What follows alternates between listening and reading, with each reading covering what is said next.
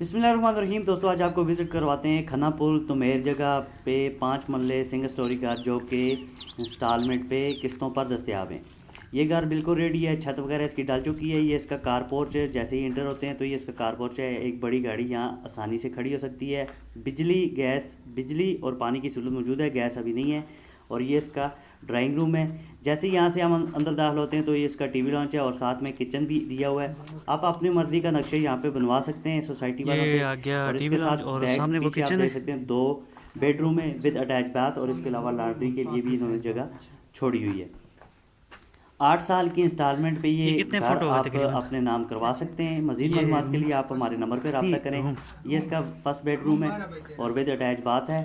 इसके अलावा अच्छा, लॉन्ड्री के लिए भी साथ जगह में है और लॉन्ड्री का दूसरे भी ऑप्शन है। बेडरूम के साथ भी अटैच बाथ है।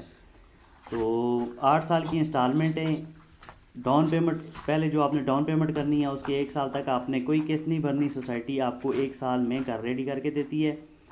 और अल्हम्दुलिल्लाह काफ़ी सारे घरों की छतें डल चुकी हैं और मज़ीद बुकिंग हो रही है। पिछले 8 साल से मार्केट में ये सोसाइटी काम कर रही है और डिलीवर करके आ चुकी है।